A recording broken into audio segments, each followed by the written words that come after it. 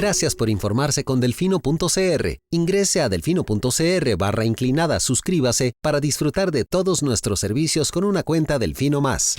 Delfino.cr. ¿Cómo vamos a meter al ratón a cuidar el queso? Al presidente no le gusta, lo trata de chop suey. Ay, por favor, llamen a sus compañeros, están tomando café o bocadillos, felices de la vida. A mí también me quiere mucho la gente. Cuando están en contra, entonces somos personas que no tenemos necesidades. Cuando están en contra, somos unos corruptos.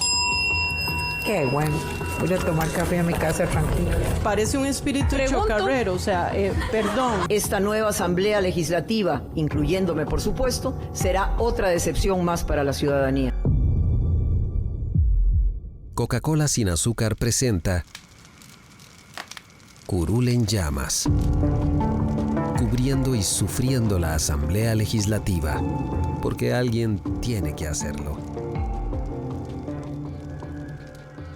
Hola queridos suscriptores de Delfino.cr, bienvenidos a un nuevo programa de Curul en Llamas, el podcast semanal donde les comentamos los temas más relevantes e irrelevantes de la Asamblea Legislativa. Les saluda Luis Madrigal desde el 15 de septiembre del 2023, día patrio, como siempre en compañía de May. Espero que todas y todos estén muy bien. Los temas para esta semana: vamos a hablar del veto que dio el Poder Ejecutivo al proyecto para sacar a Costa Rica de la lista de paraísos fiscales de la Unión Europea, así como de la nueva confrontación entre Pilar Cisneros y Luz Mari Alpizar por la asistencia de la segunda a las reuniones de jefaturas de fracción y de las nuevas excepciones aprobadas a la regla fiscal, así como algunos otros temas varios. Pero empecemos por el tema de la semana.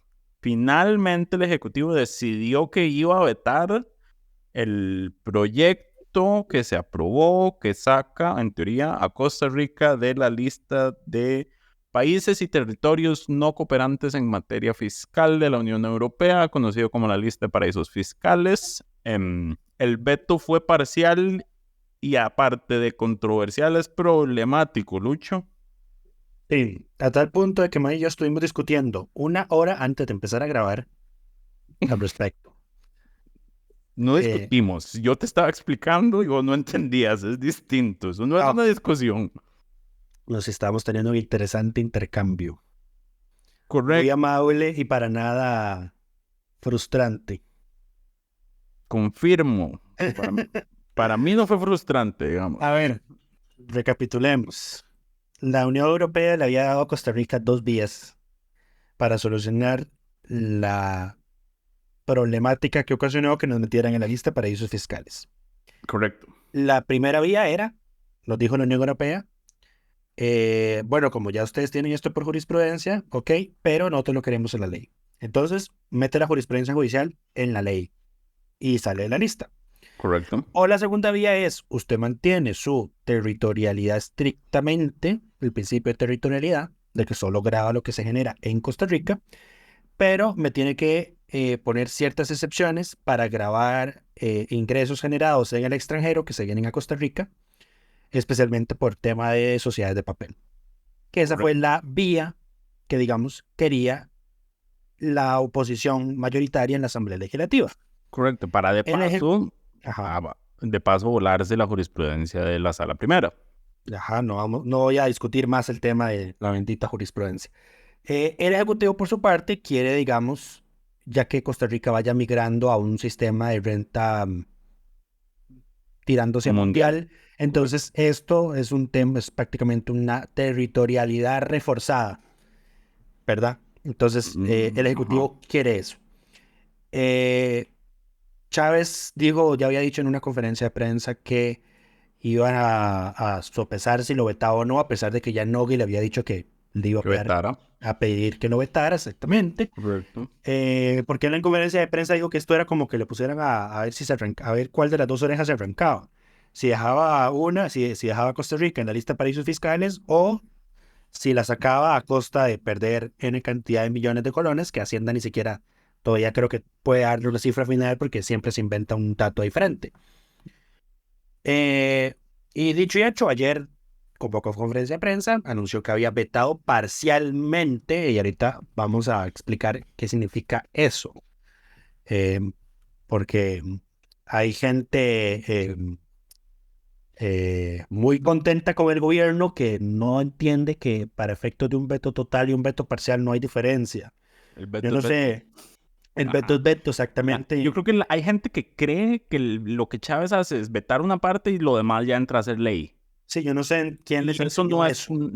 así no es como sucede. El veto No, detiene no, el decreto no sé, legislativo por completo. no sé si los vetos en Vietnam funcionan de esa forma, pero aquí en Costa Rica no. Correcto. El veto sea total o parcial, la ley no entra en vigencia. No entra a Punto. regir hasta que se corrija lo que pide el Ejecutivo o se reselle. Correcto. Son las dos opciones. Y recordemos que además hay dos tipos de veto. Está el veto de razones de constitucionalidad, que después de todo el escándalo y problemón que se armó entre durante los gobiernos de doña Laura Chinchilla y don Luis Guillermo Solís, se definió el procedimiento de que la Sala Constitucional tiene necesariamente que pronunciarse en un veto de ese tipo. Y desde entonces ya prácticamente no se emiten.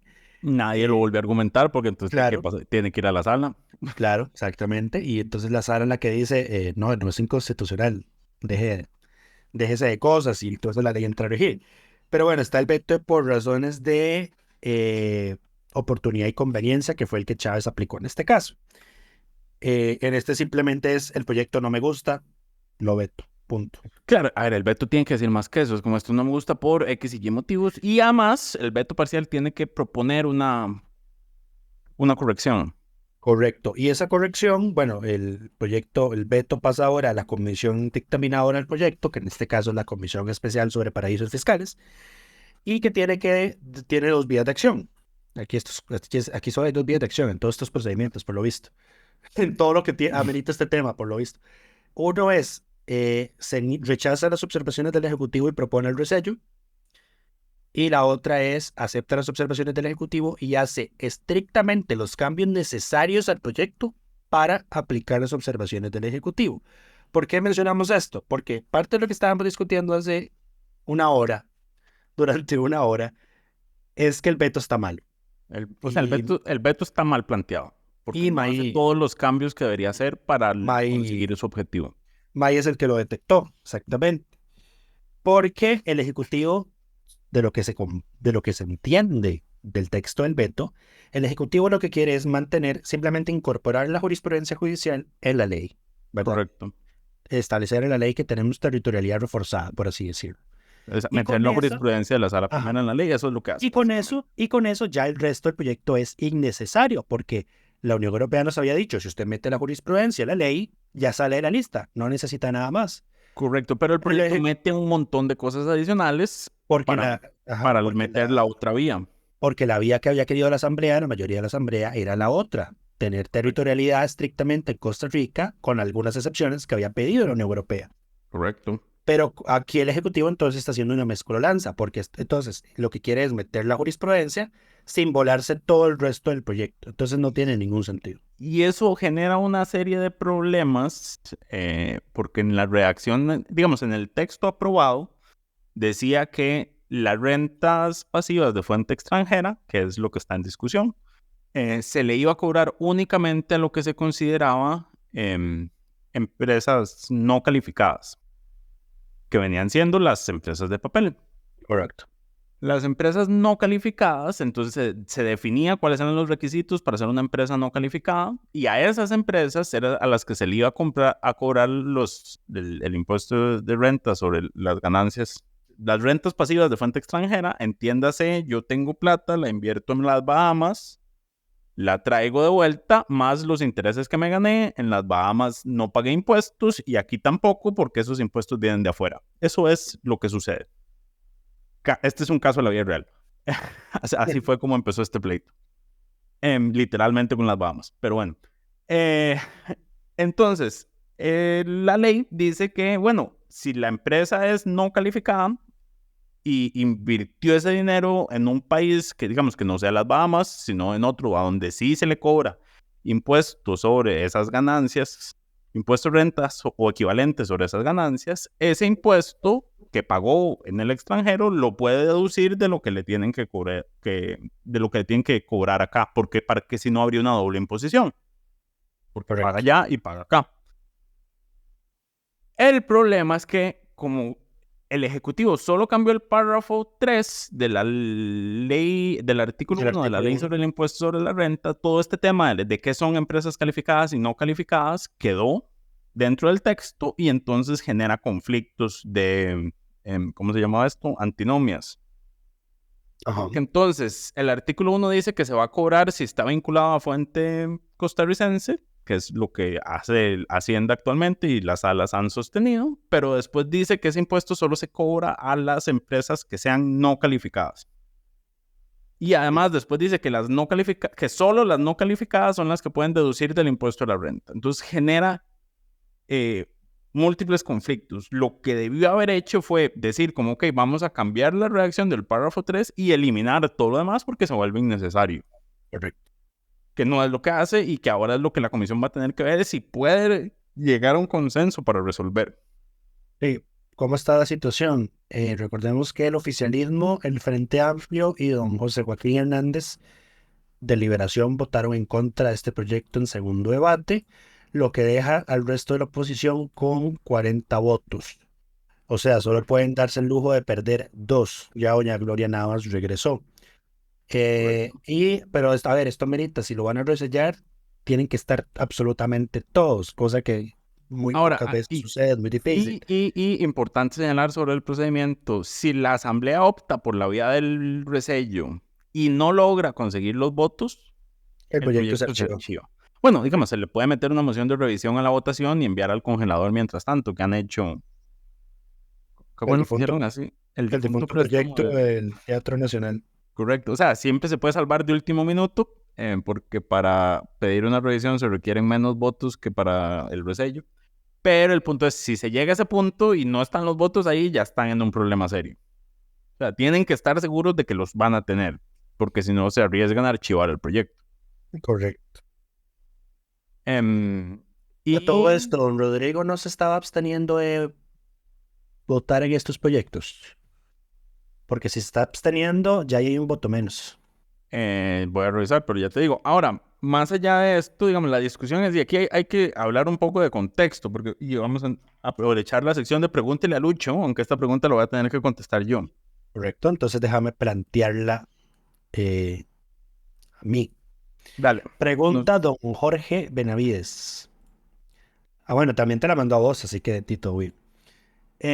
No voy a mencionar todo el contexto, ¿o querés que lo mencione? No, dale con la pregunta concreta. La pregunta es, ¿por qué no hay periodistas señalando estas irresponsabilidades? Aquí voy a meter mentira, el contexto es bien importante. Sí, a ver, sí. dice don Jorge, contexto. Para mí es claro que el Ejecutivo pecó de irresponsable al no haber convocado el proyecto para sacar a Costa Rica de la lista gris, dice él, de la Unión Europea a tiempo. Esta situación tan incómoda con el deadline se pudo haber evitado completamente si se hubiese convocado un proyecto de esta naturaleza en las sesiones extraordinarias. Mi pregunta es, ¿por qué no hay periodistas señalando estas irresponsabilidades a través de preguntas bien puestas en las conferencias de prensa del Ejecutivo? Yo entiendo que hay una crisis respecto a la forma en la que el presidente trata a los periodistas, pero ¿en dónde quedó este sistema de contrapeso accionado por periodistas hábiles y persistentes? Ok, yo voy a tratar de contestar. Más que la pregunta, hay que darle un poco de contexto al contexto, porque hay ciertas cosas que requieren clarificación. Lo primero es, todos y absolutamente todos los que presentaron un proyecto, y aquí estoy hablando del PUS, del PLP y el Ejecutivo, para resolver este tema lo metieron con gol. Por un lado, el PUS con todo este tema de volarse la jurisprudencia, o sea, cambiar la jurisprudencia de la Sala Primera para que se deje de cobrar estos impuestos. Perdonar los casos actuales. Exacto, y perdonar los casos actuales, exacto, que era un transitorio que se eliminó posteriormente. En el caso del PLP, el proyecto venía con una reducción del 10% al impuesto que pagan las personas jurídicas. Aprovechaba el tema de la renta de la lista para meterle una reducción a esas empresas, a las personas jurídicas, perdón, que son las empresas. Y el Ejecutivo quería una reforma total al impuesto sobre... Correcto, y el Ejecutivo optó por la vía de queremos aprovechar este contexto para hacer renta mundial. Entonces, partiendo del hecho de que todos iban con gol, hay que hacer unas clarificaciones temporales, porque el proyecto que se termina aprobando, que es el del PUSC, se presenta desde febrero, finales de febrero, si no me equivoco, lo que significa que tuvo 2 meses de sesiones ordinarias en el cual no avanzó absolutamente nada. Y después viene el periodo de extraordinarias, que el Ejecutivo los convoca hasta finales de junio, si no me equivoco. Marzo, abril, mayo, junio, sí, un mes después de que iniciaran las extraordinarias. Y recordemos que el Ejecutivo en todo caso había sido reticente, había tenido reticencia a convocarlos porque en ese momento el plenario estaba con el tema de las jornadas 4-3. Y si no me recuerdo, doña Natalia Díaz había dicho que lo que quería era que saliera 4-3 antes de ver el tema de la Unión Europea. Entonces, por ese lado... Lo cual no tenía sentido porque... de hecho, el que estuvo jodiendo, digamos, perdónenme la palabra, fue el Frente Amplio de que no nos van a dar los tiempos. Correcto. Hay que crear una comisión especial que vea estos proyectos. Ahora, y aquí es a donde quiero hacer un paréntesis de lo que señala el señor de que no hay periodistas señalando estas irresponsabilidades. El tema se resuelve, se crea la comisión y el Ejecutivo no convoca los proyectos. Y es un periodista en conferencia de prensa, no recuerdo quién en este momento, el que le pregunta al presidente justamente sobre este tema. Y el presidente dice, o Natalia Díaz, no recuerdo quién contestó en ese momento, que ya saben que hay una comisión creada. Cuando esa comisión esté constituida, se convocarán los proyectos. Hoy sí fue todo un pleito. Y porque en la asamblea habían dicho, ok, creamos la comisión, una vez se convoquen los proyectos, se va a conformar la comisión. Entonces, gracias a la pregunta de ese periodista... Entiéndase lo de conformar la comisión por designar los diputados que van a formar parte de la misma. Y decir quién va a ser presidente, quién secretaría y que puedan empezar a sesionar. Exacto. Eso no iba, la asamblea dijo, no va a suceder hasta que se convoque. El presidente dice, no voy a convocar hasta que se conforme. Y es gracias a la pregunta de un periodista que hace en conferencia de prensa que la asamblea se da cuenta de la posición del Ejecutivo y decide ese mismo día, ese miércoles, conformar la comisión y al día siguiente el Ejecutivo convoca los proyectos. Correcto. Entonces, eso de que no hay personas señalando estos temas tampoco es tan cierto. Digamos, puede ser que no se esté cuestionando abiertamente. Ahora, lo otro que también hay que poner un paréntesis es, no es tampoco que el Ejecutivo durante todo el periodo de sesiones extraordinarias no convocó el proyecto. El proyecto empezó su convocatoria el 26 de junio, si no me equivoco. Se aprueba en segundo debate hasta el 7 de septiembre, es decir, toma 2 meses y una semana, si no me equivoco. 2 meses y 2 semanas casi. Pero recordemos que también eso fue porque el proyecto del Ejecutivo empezó a ser tramitado. La comisión especial, se hicieron audiencias y obviamente recibió... criterios negativos, porque llegaron a la conclusión de que era una reforma muy grande, entonces lo devolvieron a Hacienda. Hacendarios, perdón. Exacto, sí, lo mandaron a Hacendarios. Ahora, en esos 2 meses y 10 días, por ejemplo, si la asamblea hubiera querido, lo hubiera podido darle el mismo trámite al proyecto del PUSC en 2 meses y 2 semanas, cuando se presentó en febrero, digamos, marzo, abril, antes del 1 de mayo hubieran salido. Y de hecho, yo revisé las actas de la comisión especial y con el del PUSC tuvieron que correr un montón. Claro. Entonces, digamos, aquí yo creo, y esta es mi posición, ambos, y aquí no puedo, digamos, yo soy la última persona en defender el accionar del Ejecutivo al punto que estoy señalando que el veto está mal escrito, a pesar de que estoy de acuerdo con el veto. Ambas partes, todas las partes, se pusieron a jugar... Pitos. No, había un juego que el otro día que alguien me comentaba que era un juego de gallina. Juego de gallina se llama. Básicamente se ve en ciertas películas de los Estados Unidos, básicamente 2 carros van de frente y el primero que se quita del camino es el que pierde. Es un juego de gallina, básicamente. ¿Quién es el más fuerte? Bueno, yo lo conozco, pero... ¿Pero qué? Pero no, es que el que se conoce en internet no es el juego de gallina. Se llama Gay Chicken. Ese es otro lucho, pero sí, no vamos a entrar en ese tema. Pero bueno, entonces, 2 carros van de frente a ver quién se quita de último. Ambas partes jugaron a lo mismo, llegar hasta el límite para decirle a la otra, si no toman mi proyecto como yo lo quiero, quedamos en la lista. O sea, todo el mundo jugó con la presión de, esto es un tema urgente, entonces voy a aprovechar para meter mi golazo. Ese es el tema. Ahora, aquí yo también quiero hacer una señalación. Un señalamiento, perdón. Y es que claramente la Asamblea tiene la potestad de cambiar cambiar la ley para cerrar la interpretación que ha hecho Hacienda y la Sala Primera. Eso no está en discusión. Y ese nunca ha sido mi problema con este tema. Mi problema con este tema siempre fue que queriendo aprovecharse del tema de la urgencia de la lista de paraísos fiscal, hacer esos cambios sin una discusión de fondo y sin salir a decir abiertamente que lo que queremos hacer es que las grandes empresas dejen de pagar este impuesto que se les está cobrando actualmente. Pero a ver, teníamos opción. Pero a ver, si vos no querías, digamos, que ellos hicieran eso en un proyecto de ley urgente como este, ¿cuál hubiese sido la otra solución? O sea, ¿cómo La salíamos de la solución lista? era, digamos, para salir de la lista de paraísos fiscales, meter la jurisprudencia en la ley y si queremos hacer el cambio, tengamos la discusión después, pero resolvamos este tema primero. Lo que hay actualmente, dejarlo como está, pero que esté por ley. Y si queremos cambiarlo, tengamos la discusión, lo que dure esa discusión y diciendo de frente las cosas. O sea, vos lo que querías era la vía del Ejecutivo desde un inicio. Sí, ahora, no, la vía del Ejecutivo no, porque el Ejecutivo optó por la vía queremos renta mundial, que también fue un error estratégico. No, pero entendeme eso. La vía del Ejecutivo, la vía del veto, digamos. La vía, sí.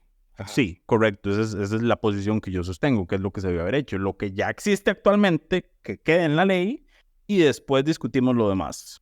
Si no estamos de acuerdo con eso, lo podemos cambiar, pero resolvamos lo urgente. Sí, en realidad no me parece descabellado por una sencilla razón. Me parece... Soy una persona muy razonable. No, vos todo lo contrario, en realidad. Pero no vamos a sacar trapos sucios en el podcast. Ok. Ahí me parece que había ciertas resoluciones de la sala que no recuerdo ahorita los números, pero recuerdo haberlas leído.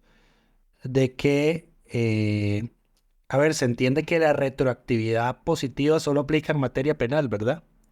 Sí. Entiéndase, si usted es una persona condenada por un delito de venta de marihuana y hoy la Asamblea despenaliza eso, pues aunque usted ya ha sido condenado, pues esa despenalización le aplica a usted. Usted sale de la cárcel, le quitan la condena. Se ha entendido, según ciertos votos de la sala, de que la retroactividad positiva en materia tributaria también existe. Entonces, por eso digo que no parece tan descabellado, porque en todo caso, si hubiésemos metido lo de la jurisprudencia en la ley, como dice May, como pretende hacerlo el veto, aunque de una forma incorrecta. Mientras tenemos la discusión de si efectivamente queremos una territorialidad cerrada con las excepciones que pidió la Unión Europea o pasamos a renta mundial, si hubiésemos optado por la vía de la territorialidad cerrada, eso eventualmente hubiese terminado igual beneficiando a la gente que está peleando este tema en sede judicial por el tema de la retroactividad. Correcto. Pero claro, lo que yo digo es que tengan la discusión en esos términos. Lo que queremos es esto, porque aquí lo que es como lo queremos salir de la lista de paraísos fiscales y no mencionan el golazo que están metiendo y los 36,000 millones que están dejando, o sea, que se están en este momento en cobro. Y además es que son, a ver, aquí no dejemos caer en discursos sencillos. Esto no afecta a las personas de piel realmente. Estamos hablando que hay 36 casos. Y por esos 36 casos en cobro, en vía administrativa y en vía judicial, se están cobrando 36,000 millones de colones de impuestos no pagados. Bueno, o pagados que las partes quieren que se les devuelva. Porque sí, eso es lo que pasa realmente, porque Hacienda cobra y la persona reclama sobre ese cobro. Correcto. Entonces, 36,000 millones para 35 casos, que significa que cada uno se está ahorrando 1,000 millones de colones en impuestos sobre la renta por cada una de estos casos, que probablemente son varias empresas y varios años, no son muchas tampoco. Sí. Aquí estamos hablando realmente de bancos y operadoras de pensiones, que son los que tienen el nivel de capital para hacer este tipo de ganancias con movimientos de plazos pequeños. Porque, por ejemplo, el caso que yo revisaba que originaba todo este pleito, y eran lo que se llamaban inversiones sobre la noche, overnight investments. Entonces, la operadora enviaba la plata a su mismo banco en Bahamas y regresaban más intereses. Y sobre esos intereses no los consideraba ingresos no gravables, entonces todo bien. Los préstamos de un día eran. Pues sí, pero a bancos en las Bahamas. Ok. Esos son los casos de los que estamos hablando. Digamos, aquí no estamos hablando de gente a pie realmente. Digo, si alguien hace con su capital, estaríamos hablando de ganancias mucho menores. Son sumas significativas de lo que estamos hablando. En fin, ¿qué más hay que decir de este tema, Lucho? No, bueno, hay que esperar. Ya el peto en realidad ya llegó, ya la asamblea lo tiene. Ahora hay que esperar al lunes a que... Ahora, definitivamente esto no sale a tiempo para que la Unión lo revise.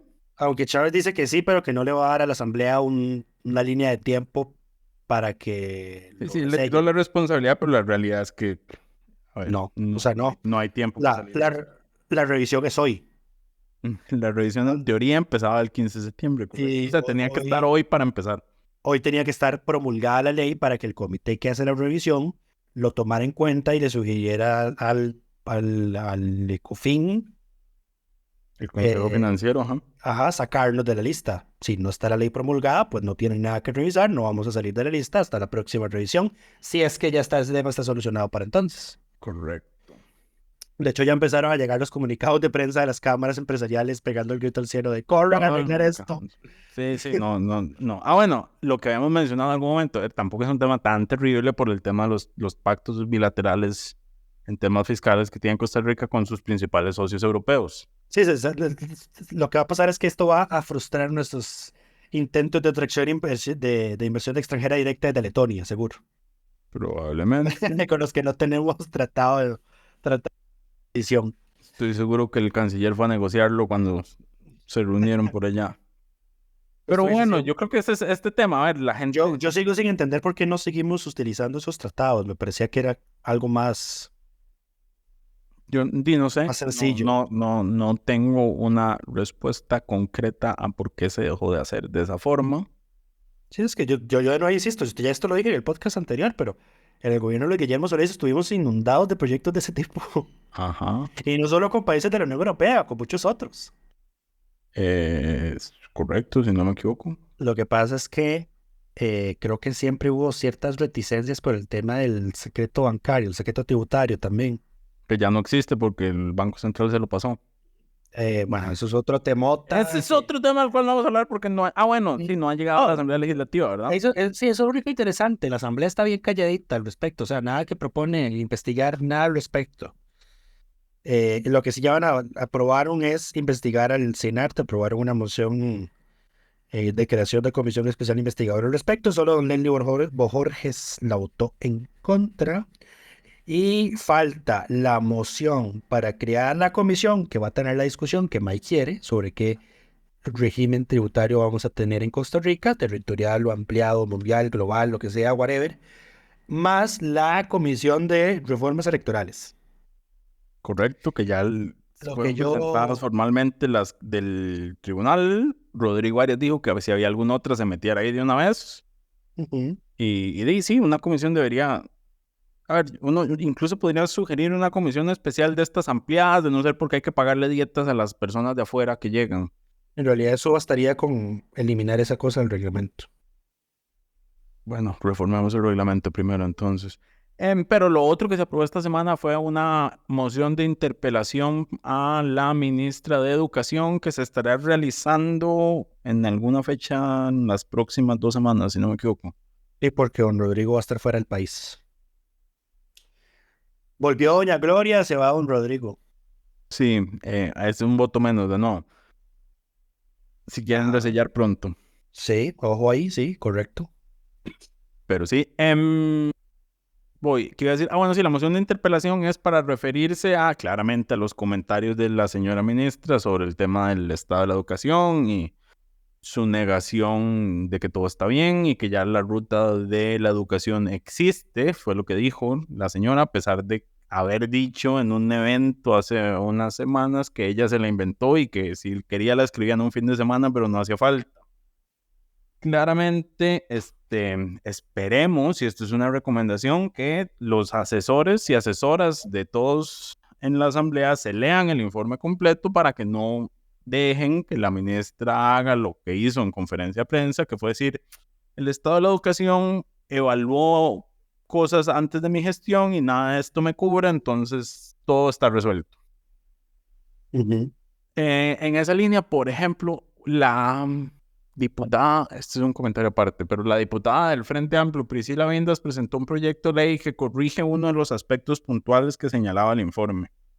y era el tema de las capacitaciones docentes. Pero ese texto fue presentado recientemente, pero sí atiende una parte específica, que por cierto un medio tituló mal porque dijo que quería crear un centro de formación docente, cuando lo que hace es unas modificaciones a la ley del centro que ya existe actualmente. Pero bueno, otros temas. Pero sí, que revisen bien el informe para que lleguen y no se los bailen. Y ¿qué más se aprobó? ¿De emociones? No, eso. Bueno, porque además la ministra llegó a la Comisión de Educación el martes, ¿no? ¿Cómo terminamos hablando de la ministra de Educación? La ministra estuvo en una comisión el martes y llegó a negar, o sea, es que la capacidad de mentir de esta gente. La citaron a ella y al Consejo Superior de Educación. Exacto, yo creo que ellos se creen sus propias mentiras, porque la señora dijo, a pesar de estar grabada y textualmente haber cuestionado por qué es el 8%, y cuestionar que la cuestionen a ella por no defender el 8%, ella llegó a decirle a la comisión, así como sin ponerse roja ni nada, que ella en realidad es que creía que tenía que ser más. Ajá. Y es como esta gente en qué realidad paralela, en qué mundo alterno vive donde cree que eso es una respuesta válida para lo que dijo. Pero bueno, no voy a hablar de personas irracionales en este momento. Mentira, el tema que sigue es Pilar Cisneros y Luz María Alpizar. Vamos a seguir hablando de personas irracionales. Ok, Lucho, jefaturas de fracción. Este jueves se realizó la tradicional reunión semanal de las jefaturas de fracción en la Asamblea, y desde que doña Luz María Alpizar hizo sus solicitudes de ser reconocida como diputada unipersonal y única jefa de fracción del Partido Progreso Social Democrático, ella ha estado asistiendo a esas reuniones. No ha hecho mayores intervenciones, no ha habido mayores incidentes. Sin embargo, su presencia este jueves molestó profundamente a ella Pilar Cisneros, quien dijo que lo consideraba una falta de respeto a su investidura y a la de don Daniel Vargas, que es el subjefe, que también estaba ahí. Doña Pilar dijo que ya don Rodrigo se había pronunciado de que él no tenía potestad de tomar decisiones de ese tipo, que se mantenía el status quo, por así decirlo, y que hasta que el Tribunal Supremo de Elecciones no emitiera una resolución en sentido contrario, pues ella iba a seguir siendo la jefa de fracción de la bancada oficialista. Para no intentar escalar mucho el tema, don Rodrigo dijo, bueno, sí, voy a revisar el... además doña Pilar leyó una resolución del año 2013,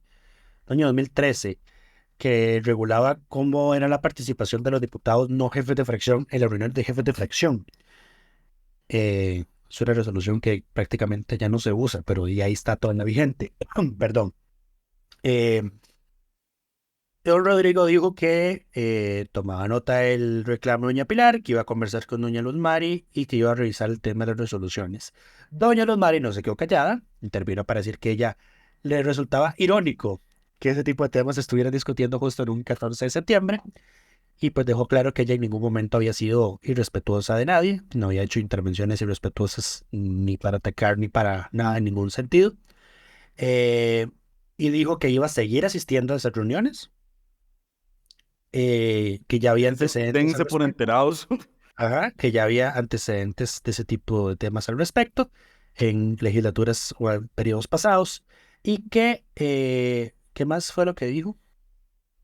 Que el artículo 9 del reglamento estrictamente señala que la reunión de jefatura de fracción opera igual que una reunión de comisión permanente, y que a las comisiones permanentes pueden asistir diputados no miembros, en este caso diputados no jefes de fracción, así que su participación allí está pegada estrictamente a la literalidad del artículo 9 del reglamento. Intervino también doña Sofía Guillén, que es la jefa del Frente Amplio, para decir que a ella no le molestaba que doña Luz Mari estuviera ahí, que en todo caso no había visto que ella hubiese sido irrespetuosa, y don Oscar Izquierdo, quien pidió simplemente aplicar lo que ya se había aplicado en antecedentes previos. ¿Qué es lo que ocurre y acontece? Recordemos que está pendiente que doña Luz Mari acude al Tribunal Supremo de Elecciones.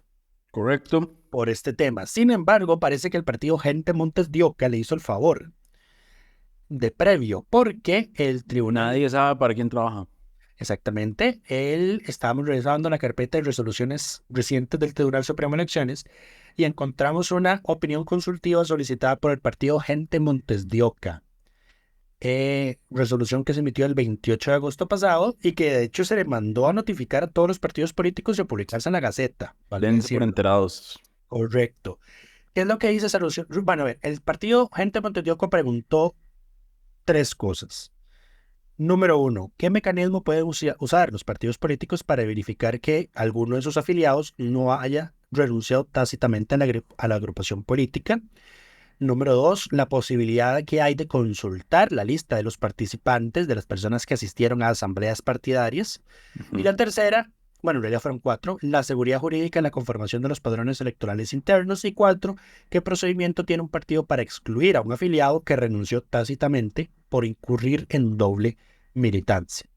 Rápidamente, ¿qué fue lo que dijo el tribunal? El tribunal, número 1, reiteró que la doble militancia partidaria está prohibida en Costa Rica porque es deshonesta y desnaturaliza nuestro sistema, que es un sistema que solo a través de partidos políticos se puede acceder a los poderes, a los puestos de representación popular. Ajá. Correcto. Y además el tribunal listó 6 acciones que automáticamente generan una renuncia tácita a la militancia partidaria o el partido político. Número 1, ser designado o desempeñar cargos en las estructuras internas de otro partido.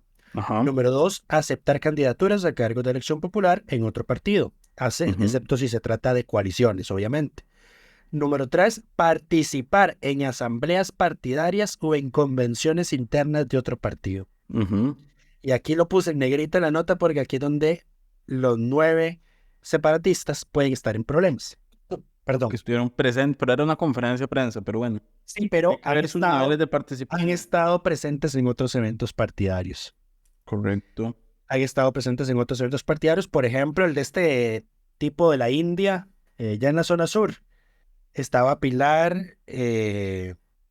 Waldo Agüero, y no me acuerdo quién es más, en un evento de aquí Costa Rica Manda. Habría que ver si eso fue una asamblea.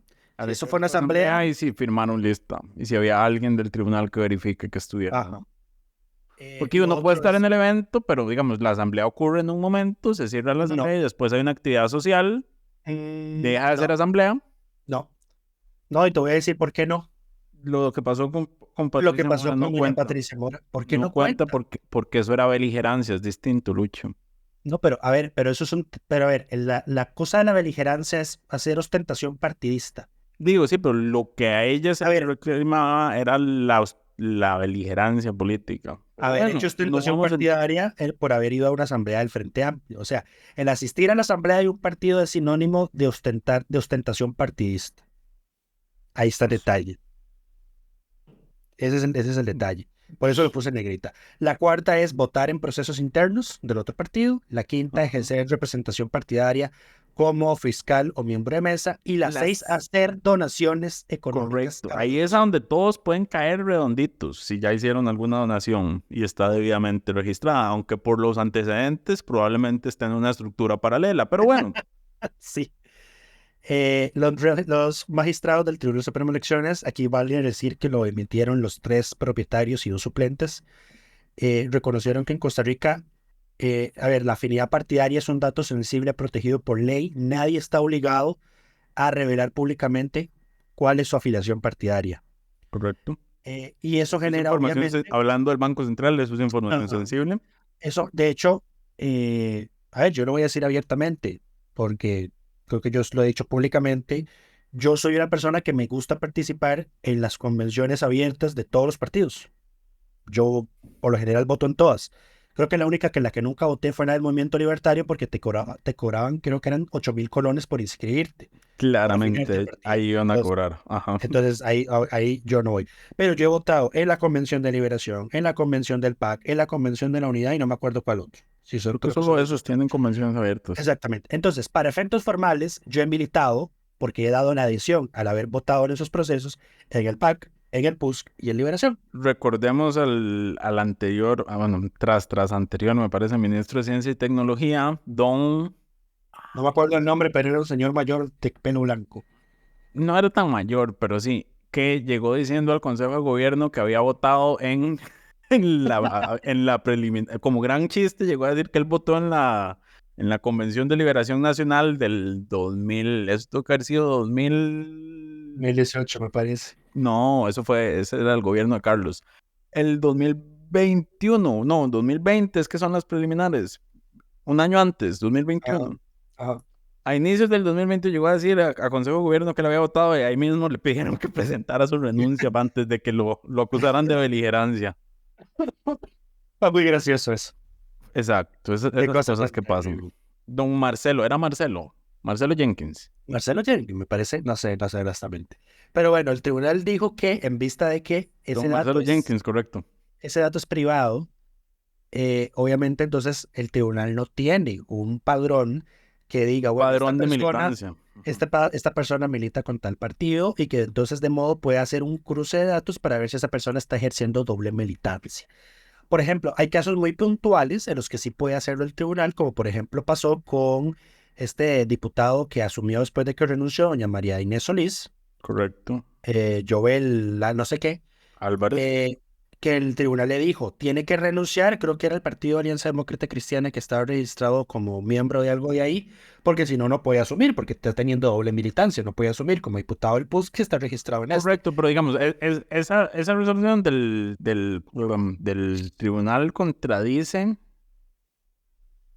lo que pasó en ese momento, porque el PUSC argumentó que él había renunciado y que por lo tanto no podía asumir, pero bastó que el otro dijera, ya renuncia al otro partido y el tribunal dijera, dice, no hay nada que yo estoy absolutamente en contra de eso que hizo el tribunal. Pero bueno, dijo el tribunal que a raíz de esa circunstancia, pues las opciones que tienen los partidos es la propia denuncia ciudadana. O sea, un ciudadano tiene que llegar al partido a denunciar esta persona que milita con nosotros, también milita en el otro partido.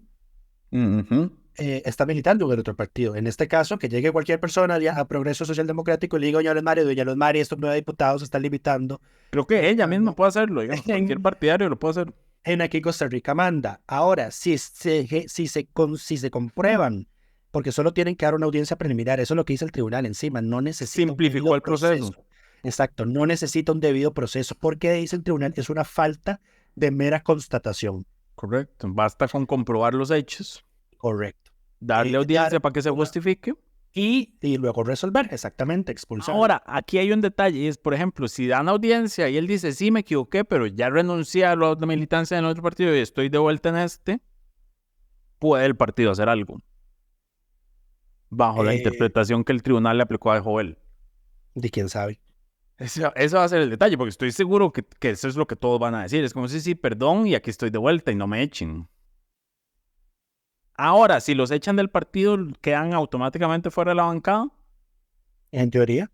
En teoría. Sí. ¿Por qué? Le había pasado a los diputados de Renovación Costarricense, si no me recuerdo, que el partido los echó.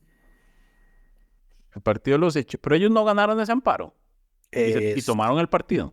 Sí, pero en el Inter, porque el partido lo hizo mal, pero en el Inter estuvieron como independientes técnicamente. Ya, ok. En el momento que el partido los echa, pasan a ser independientes por la asamblea. Ajá. Ok, la asamblea tiene que reconocerlos como independientes porque el partido los echó. Ok, queda claro. Entonces, hay que esperar a que el partido los eche. Ya el Mari tiene el procedimiento, ya le dijeron cómo puede hacer, que pase adelante y echa los 9. Nada más tiene que darle audiencia. Espero que ya haya documentado todas las participaciones de esta gente en asambleas partidarias de aquí Costa Rica Manda. Pues sí. Se pueden buscar también la lista donantes, a ver si aparece alguno. También. Bueno, sí, porque eso fue otra cosa que dijo el tribunal. El registro de personas que participan en las asambleas es público. Lo puedo pedir. El registro de donaciones económicas siempre ha sido público. Correcto. Entonces sí, los partidos pueden aprovechar eso para hacer esos cruces de información. ¿Qué es lo que no pueden hacer los partidos? Tener un padrón registro de militantes público. Y porque yo estaba mencionando... pública. Yo estaba mencionando por qué lo iba a mencionar, pero no lo dije, no dije por qué estaba dando ese contexto. El PAC tenía ese padrón público. Correcto, había una consulta en línea.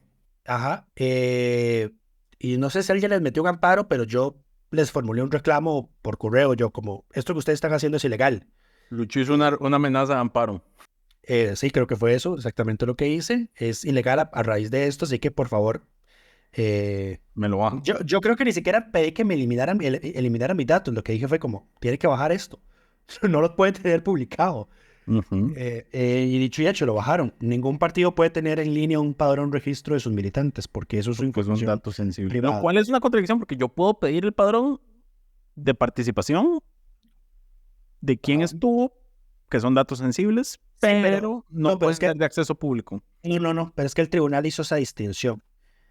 Vos tenés el derecho de tener para vos tu militancia partidaria, pero en el momento en el que vos voluntariamente asistís a eventos partidarios, fungís como miembros de mesa, todo ese tipo de cosas, pues ya son actos que están registrados en documentos públicos del tribunal y por ende son de acceso público. Ok. Ahora, el tema es que el que tiene que darlos es el Tribunal Supremo de Elecciones. Hay que pedírselo al tribunal y el tribunal tiene que pedir a los partidos. Porque en todo caso, ese es el procedimiento a seguir. Los partidos le reportan todo, registro de donantes, asistentes a asambleas, al tribunal. De hecho, el tribunal supervisa esas asambleas, así que ahí por ahí va la cosa. Pero bueno, nos estamos extendiendo mucho. Vos te estás extendiendo mucho. Así que vamos a ver qué ocurre con doña Luz Mari. Vamos a ver qué va a hacer, si va a aprovechar esta... Yo creo que ya ni siquiera tiene que ir ella a hacer una consulta al tribunal. Ya el tribunal se lo resolvió. Pues sí. Porque inclusive hubo un diputado de este periodo que fue al tribunal a denunciarlos, a los 9 de Progreso. Y el tribunal le dijo, señor, las opiniones consultivas del Tribunal Supremo de Elecciones tienen que ser sobre aspectos generales y no pueden ser casos concretos. Entonces se le rechazaron. Y hubo otra persona que también lo pidió y se lo rechazaron. Y salió el partido Gente Montes de Oca al rescate de doña Luz Mari. Exacto. Y lo hizo. Pero bueno, vamos a ver qué ocurre. ¿Qué harán? Porque sí, el tema de participar en asambleas partidarias o contribuir económicamente al partido es lo que puede joder a estos 9 separatistas, como le dicen ahí. Correcto. En fin, pasemos al siguiente tema. Esta semana se aprobaron 2 proyectos para ampliar las excepciones que tiene la aplicación de la regla fiscal. Uno de ellos, ya habíamos hablado en algún momento, es el que exonera las becas, básicamente, de todas instituciones, porque les incluye en su lista taxativa, digamos, los colegios autónomos, los colegios universitarios autónomos, las universidades públicas, el INA, así como toda institución de educación pública que implemente ayudas para la población estudiantil, las becas Avancemos, etcétera, etcétera. Entonces, eso se saca en la regla fiscal, o sea, queda exento de crecer, digamos. O sea, no queda limitado a crecer como el resto, pero lo que es ese monto no se puede extender a otros rubros, digamos. O sea, yo no pueden usar esa plata, esa diferencia para llenar otros gastos, para subir otros gastos. Exacto. Y lo otro que se sacó fue las compras, porque la gente se sacó el CNP como un todo, y no. Lo que se sacó fue las compras que realiza el Consejo Nacional de Producción en el marco del programa de abastecimiento institucional. Ajá. Esto es lo que el CNP le da a las instituciones, ¿no? Principalmente escuelas son. El programa de abastecimiento institucional es el que le compra a los productores para dárselo a escuelas, instituciones públicas y centros penitenciarios. Correcto, altamente cuestionado por la calidad de los productos y los precios, pero altamente necesitado por los productores. En realidad la Asamblea está en el consenso de que eso no es culpa de los productores, es culpa del CNP. Ni del PAI propiamente, sino es culpa del CNP por la burocracia del CNP, correcto. Es posible. No sería nada raro. Adicionalmente, avanzó el proyecto aquel que había presentado el Ejecutivo, que incluye otras múltiples reformas al tema de la regla fiscal. Se aprobaron varias mociones que sacan y hacen excepciones extrañas, porque a varias instituciones se les va a exonerar sus excedentes de este año para que lo puedan aplicar en años posteriores. Y digamos, para cada institución aplica un periodo de plazo distinto. Entonces incluyeron un montón de cosas que tenemos que ver en detalle una vez el proyecto ya se presente a votación y discusión final. ¿Eso todavía está en segundo día o está en primer día? ¿No te acuerdas? Creo que está en segundo día. Ok, entonces esperamos a que salga de la comisión, pero bueno, estaremos informando sobre ese tema. Además, para terminar, el proyecto el texto sustitutivo que mencionamos la semana pasada sobre el tema del marchamo ya fue acogido por la comisión. En su segundo día de mociones se presentaron una serie de mociones que, según el Partido Liberal Progresista mostraba que el Ejecutivo por fin cedió en el tema porque solo estaban haciendo cambios de forma y no estaban tocando los tractos ni los porcentajes propiamente. Lucho Estoy súper indignado porque eso resulta no ser cierto. Lucho está molesto porque se incluye que los tractos deben actualizarse según la inflación. Ahora, esto no es un problema de fondo, es nada más un problema para Lucho, porque entonces los números no van a ser cerrados y bonitos, sino que van a empezar a tener... Es un problema para mi TOC. Exacto. No es un problema de fondo, porque además... No, pero a ver, en realidad, uno de los aspectos más importantes del proyecto era que no tenía que tomarse en cuenta inflación. No, pero es que no se toma en cuenta inflación a la hora de calcular el monto, y eso el texto sustitutivo lo incluye al final.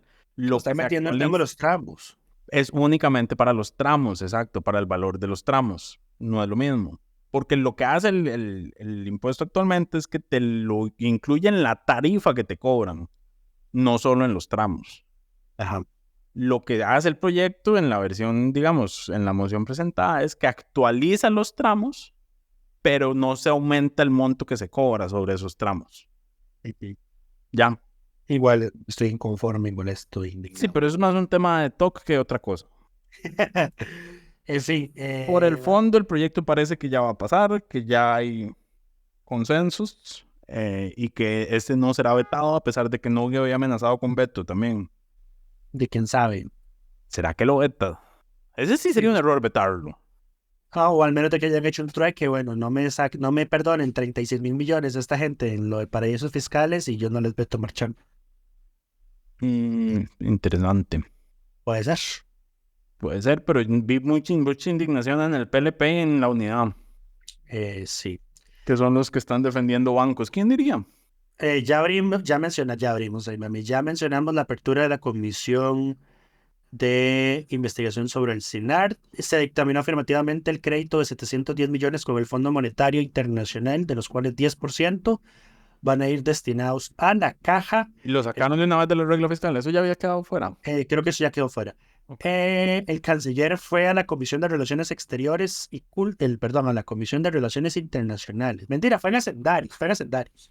No, llegó a defender el presupuesto y llegó terminó a parar para todo lado. Y terminó tirando declaraciones que pueden causarnos un conflicto diplomático con Colombia, como por ejemplo haberlos culpado a ellos de ser los únicos responsables directos de que nos están llegando 3,000 migrantes al día a la frontera sur.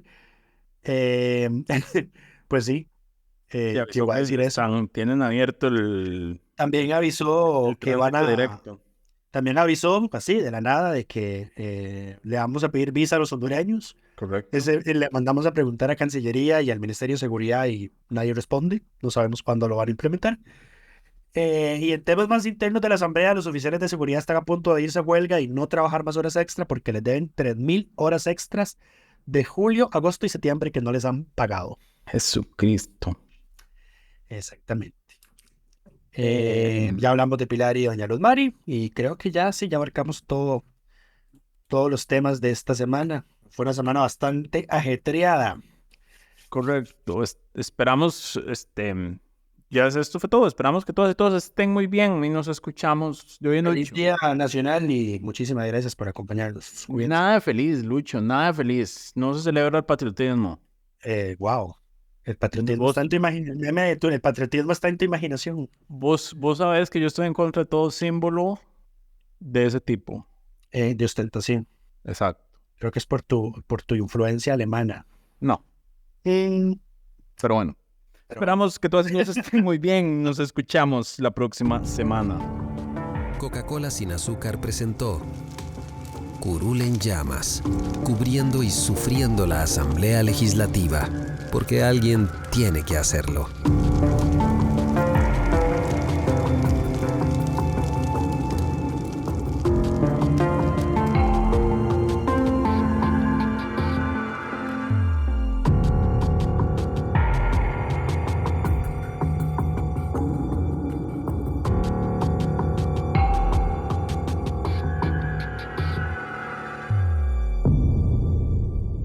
Gracias por informarse con Delfino.cr. Ingrese a Delfino.cr/inclinada, suscríbase para disfrutar de todos nuestros servicios con una cuenta Delfino Más.